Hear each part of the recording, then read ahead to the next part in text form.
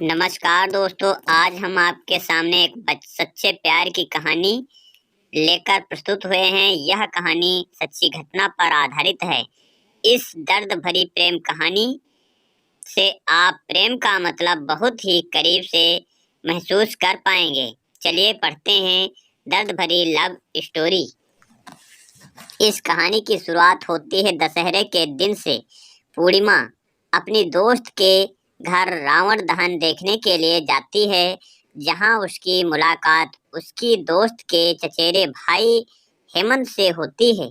दोनों एक दूसरे को जानते हैं और फिर दोनों की दोस्ती हो जाती है। हेमंत से ये मुलाकात पूर्णिमा के लिए कुछ नया लाई थी। अब तो हेमंत से पूर्णिमा का मिलना जुलना बढ़ गया और कुछ दिन बाद और देखते देखते वो दोनों अच्छे दोस्त बन गए। हेमंत और पूर्णिमा की यह दोस्ती बहुत आगे बढ़ती गई और अब तो हेमंत को पूर्णिमा से प्यार हो गया था और उसने पूर्णिमा से अपने प्यार का इजहार तक कर दिया। हालांकि पूर्णिमा थोड़ा असहज हुई, क्योंकि उसके जीवन के इस खालीपन में ऐसा पहली बार हुआ था कि किसी के वह इतने करीब आई थी और उसका प्यार का इजहार उसके सामने करना, यह सब नया था पूर्णिमा के लिए। पूर्णिमा ने तब तो कुछ नहीं कहा। बाद में हमेशा हेमंत के बारे में सोचती और अपने मन में ख्वाबों को बुनती रहती। कई बार तो उसने यह बात हेमंत से भी साझा की और जो बात आगे बढ़ी तो पूर्णिमा के इस खालीपन की जगह पर हेमंत का ऐसा असर हो गया था कि अब तो पूर्णिमा को भी हेमंत से प्यार हो गया था। अब दोनों की प्यार परवान चढ़ने लगी थी और दोनों के प्यार की ऊंचाई आसमान छूने लगी थी। बात लोगों तक पहुंच गई थी और बात इतनी बढ़ी कि खबर का दोनों के परिवार के दहलीज तक आ गई थी। बात जब पूर्णिमा के परिवार तक पहुंची तो पूर्णिमा के परिवार वालों ने पूर्णिमा को काफी समझाया। परिवार की मान मर्यादा, इज्जत व न जाने कितने कितने ताने दिए। कई बार तो परिवार के लोगों ने पूर्णिमा के न मानने पर उसे मारा तक, उसे शारीरिक और मानसिक रूप से प्रताड़ित किया। पर कहते हैं न, प्यार के लिए यह बहुत छोटी सी चीज है और शायद इसीलिए पूर्णिमा का प्यार के सफर में उसका कदम का पीछे न हटना इसकी गवाही देती है।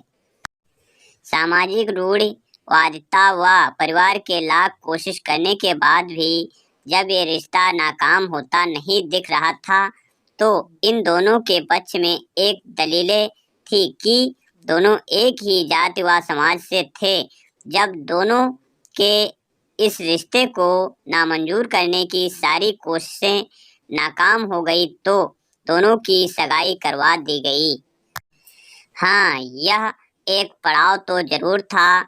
शारीरिक व मानसिक प्रताड़ना से छुटकारे का ये एक पड़ाव तो जरूर था। समाज के लोगों से मिलने वाले ताने का और ये एक पड़ाव तो जरूर था उनके मिलने जुलने पर लगी हुई पाबंदी का। बहरहाल दोनों अब एक ऐसे रिश्ते में बंध चुके थे जहां वो अपने शादी के और आने वाले कल के जिसमें वो साथ होंगे वे ख्वाब सजो रहे थे। पर कहानी का यह सफर यहाँ पर खत्म नहीं होता। कहते हैं ना, नियत जिंदगी के पड़ाव को कब आखिरी पड़ाव बना दे यह कोई नहीं जानता। कल गणगौर है। आज पूर्णिमा बहुत खुश थी कि कल गणगौर है और हेमंत उससे मिलने आने वाला है। बात थोड़ी सामान्य होने लगी थी और घर के लोग भी थोड़े बहुत खुश हैं। पूर्णिमा खुद को संवारती है, बार बार आईने में खुद को निहारती है। आज बहुत खुश है, मानो चकोर को चांद से मिलने के सारे विघ्न खत्म हो गए हो, सारे इंतजाम खत्म हो गए हों। हालांकि अब तो इंतजार था कल का। पूर्णिमा के लिए ये पल मानो एक दिन का नहीं, हजारों हजारों वर्षों का था। वह प्रतीक्षा में एक एक पल को बड़ी ही कठिनाइयों से बिता रही थी, लेकिन मन में मिलने की उत्कंठा वह आशा थी, पर आज वह बहुत खुश थी। वहीं दूसरी ओर हेमंत पूर्णिमा से मिलने के लिए अपने वहां से निकलता है और दुर्भाग्यवश रास्ते में हेमंत के साथ एक दुर्घटना हो जाती है और उनकी मौत हो जाती है। इस बात से बेखबर पूर्णिमा उनके लिए प्रतीक्षारत है। पूर्णिमा के परिवार वालों ने पूर्णिमा को यह बात नहीं बताई। इधर हेमंत अंतिम यात्रा पर चलने को तैयार है, उनका दाह संस्कार होने वाला है, तो उधर दूसरी ओर इन सब से अनजान पूर्णिमा उनके इंतजार में व्याकुल है। उसका मन बेचैन है अपने हेमंत से मिलने के लिए। शायद अंतिम यात्रा में वह हेमंत के साथ हो सकती थी, क्योंकि हेमंत अब इस सफर से लौट बहुत दूर जा बैठे हैं। हेमंत का दाह संस्कार हो जाता है, किंतु पूर्णिमा अपने हेमंत के इस आखिरी सफर और उसके लिए आरंभ एक दर्दनाक सफर से अब भी अनजान, एक कभी खत्म न होने वाले इंतजार में ही रहती है। इधर हेमंत की मौत की खबर से अनजान जब पूर्णिमा को उसकी मौत की खबर मिलती है, तो पहले तो वह इस बात को स्वीकार ही नहीं कर पाती है। वो एक सदमा बर्दाश्त नहीं कर पाती है। उसका मानसिक संतुलन इतना बिगड़ जाता है कि वह जोरों से चीखती है, चिल्लाती है और उसकी जुबान पर एक ही लफ्ज बार बार आता है कि मेरा हेमंत कहीं नहीं गया है।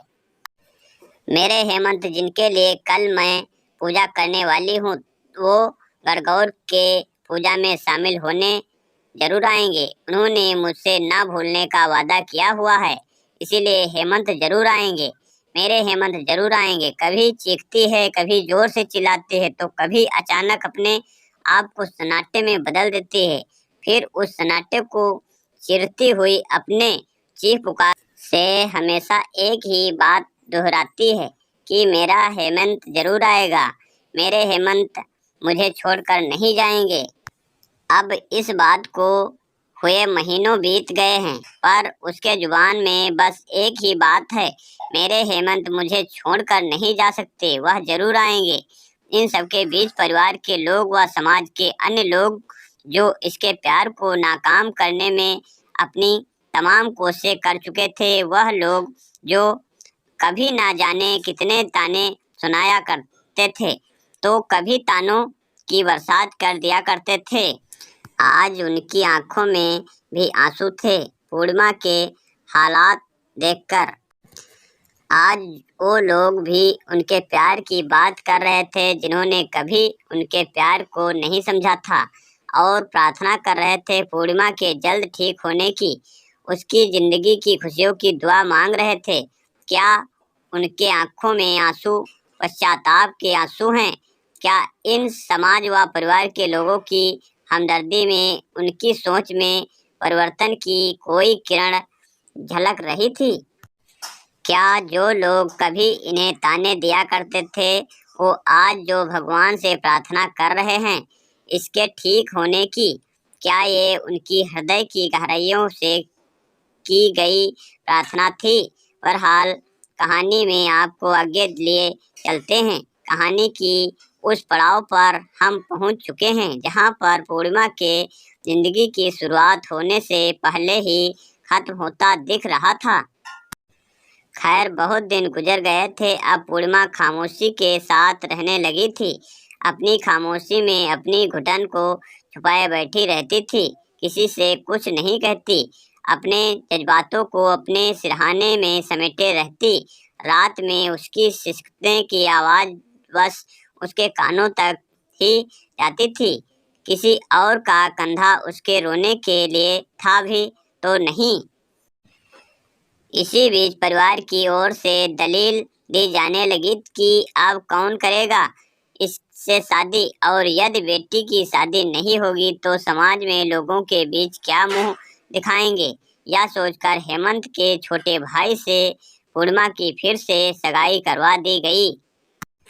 ना चाहते हुए भी पूर्णिमा को फिर एक रिश्ते में बांध तो दिया गया, पर वह महीनों तक, वर्षों तक जिंदा होकर भी मरती रही, सहती रही सारे ताने, सारी प्रताड़ना। अब वह जिंदा होकर भी मर चुकी थी, थक चुकी थी अपने जिंदगी के सफर में, और अब वह इतना थक चुकी थी कि धीरे धीरे अपने हालातों से समझौता करना सीख लिया था उसने। और शायद इसीलिए अब तो खुश रहने लगी थी। परिवार के अन्य सदस्यों के सामने और लोगों के सामने अपने दुख को छुपाने की भरकस पूरी कोशिश करने लगी थी। फिर शुरू हो गई इस समाज के अन्य लोगों की अपनी अपनी पूर्वाग्रह तथा दलीलें। फिर से लांछन लगाना शुरू कर दिया गया और प्यार का मजाक बनाने का एक और नया हथकंडा मिल गया। शायद उन्हें अब उसकी खुशी पर ना जाने कितनी बातें गढ़ने लगे कि देखो कितना खुश है, मानो कुछ हुआ ही ना हो।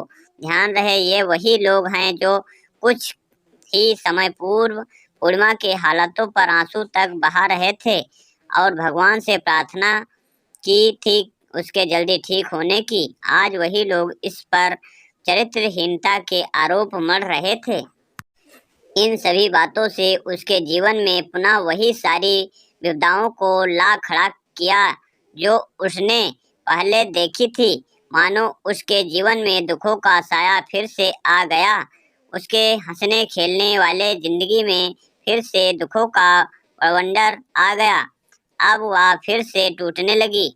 समाज के ने तो यहाँ तक कहना शुरू कर दिया कि इसने तो कुछ भी किया था, वह नाटक था। वह सारा प्यार, वह सारा दुख तो दिखावा था, वह तो महज एक छल था। और पूर्णिमा से अब उसके ससुराल वालों ने फिर से सगाई तोड़ दी, ये कहकर कि हमारे एक बेटे की मौत की जिम्मेदार यही है, अब दूसरे को ना मार दे, इसके कारण हमारे मान सम्मान इज्जत को ठेस पहुंची है। और साथ ही ठहरा दिया अपने बेटे के मौत का जिम्मेदार हम उसके दर्द की कल्पना भी नहीं कर सकते हैं जिसने इस दर्द को जिया है। मैंने मात्र देखा है उसे ये जिंदगी जीते हुए, और मैं बहुत आहत हूँ लोगों की, समाज की व परिवार की ऐसी मानसिकता को देखकर। और जिसने ये सब सहा है उसकी मनोदशा कोई नहीं समझ सकता। फिर क्यों लोग आ जाते हैं किसी की खुशियों को छीनने? क्यों लोगों को किसी की पल पर की खुशी नहीं देखी जा? उसके दर्द को नहीं समझ सकते तो मत समझो उसे और दर्द तो ना दो। क्यों किसी को फिर से जीने का हक नहीं? मुझे आज तक उस लड़की का गुनाह समझ नहीं आया कि क्या किसी से प्यार करना गुनाह है? क्या प्यार करने से वो चरित्रहीन हो जाती है? और क्या उसका गुनाह था कि उसका प्यार अधूरा रह गया? क्या उसका गुनाह ये था कि उसने फिर से जीना चाहा? प्यार के नाम पे लोग ना जाने कितने भाषण देते हैं, ना जाने कितनी सारी उपमाएं दी जाती हैं। कान्हा जी और राधा जी के प्रेम को लोग पूछते हैं, क्या वाकई में पूछते हैं?